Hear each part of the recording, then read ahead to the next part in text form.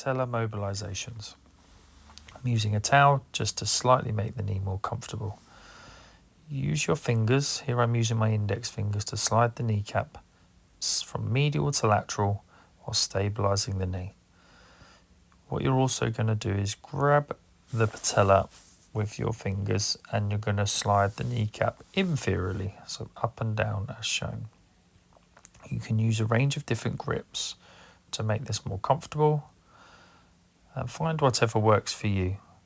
The key here is to slide gently and comfortably, not through lots of pain or catching, to keep the kneecap mobile throughout the early process of the rehabilitation.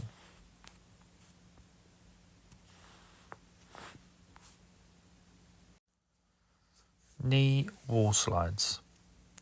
The purpose of this exercise is to increase knee flexion or bending by utilizing gravity to reduce the need to use your muscles, which can be very beneficial in the early stages of rehab.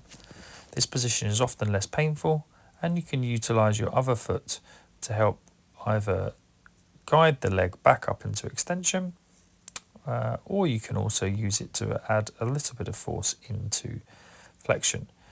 Here you'll notice you can also use your leg to slide and glide up, but also in this position you can perform your ankle pumps. This is great for reducing swelling and will help you, no doubt, improve your range of motion much faster. Knee slides or knee flexion drills. Leaning against something that's nice and comfortable, what you're going to do is bring your heel towards your bottom by sliding along the floor. Now here I'm using my sock on a smooth surface, but you could also use a carrier bag or towel underneath your foot if you want to reduce the friction to make knee sliding easier. Now as you do so, you can also use your hand for assistance in lots of the different positions shown to try to improve your bending. If you can, try to perform the bending unassisted. However, in the early phases it can be helpful to use a towel. Fold the towel as shown, or use a belt or strap, such as a yoga strap. Put this around the foot, and from an extended position, pull the knee towards your chest and gradually assist into more bending. If you can, try to do as little as possible with the towel, and then just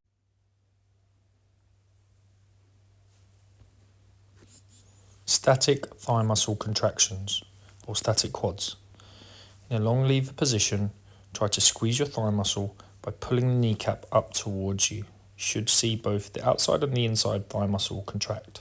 If you are struggling, roll a towel as I've just demonstrated, put it under the knee, and then use that as a prompt to push down into extension through the thigh muscle and see the thigh muscle contract. Again, you're looking to pull the kneecap towards you. As pain improves, as you can see in the video, what you can do is push down into the knee and then lift the heel up at the same time.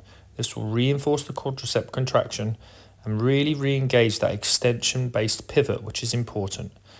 We need to focus on the quads extending the knee, not just squeezing through the glute and the hamstrings. We must squeeze the quad. Straight leg raise. Bend your opposite leg, depending on whether you've had surgery on that side also. Judge the angle appropriately.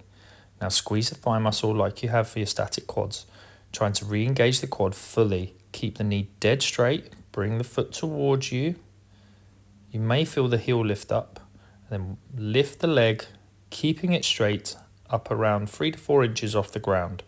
In this position, you're looking to feel the thigh muscle contract fully and keep to prevent any lag. Seated extension stretch.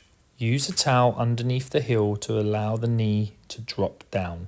We're looking for the knee to sit directly into full extension whilst we try to relax. This is a great time to use your ice machine or to perhaps use your phone, Netflix or an iPad and just relax in this position.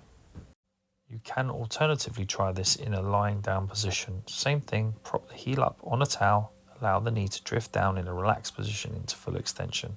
Hold and try to relax. Hamstring dig. Flex the knee so that your heel is on the ground. You can adjust the knee flexion angle as appropriate and as per pain allows. Here I'm at around 90 degrees, pushing down hard, but not through too much pain into the ground.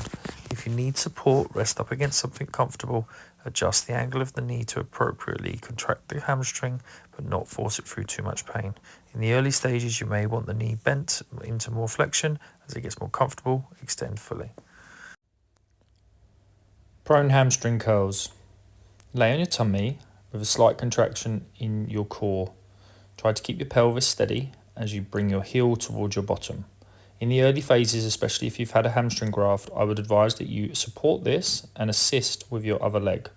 You can add extra flexion and control on the way down, and I would advise in the early phases of the hamstring that we do both support on the way up and support on the way down.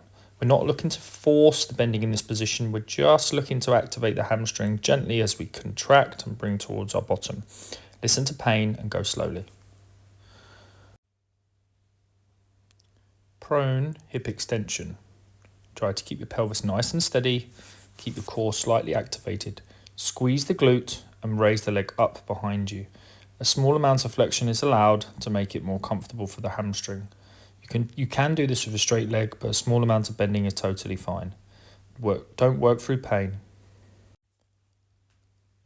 Side lying hip abduction. Lay on your side, head supported either on a pillow or your arm. Bring the bottom leg bent to around 90 degrees or to give you a solid base. Raise the top leg, which will be your operated leg, up and slightly behind you, and you should feel your glute around where I have my hand on my hip. If you only feel the thigh muscle, you need to bring the leg slightly behind you.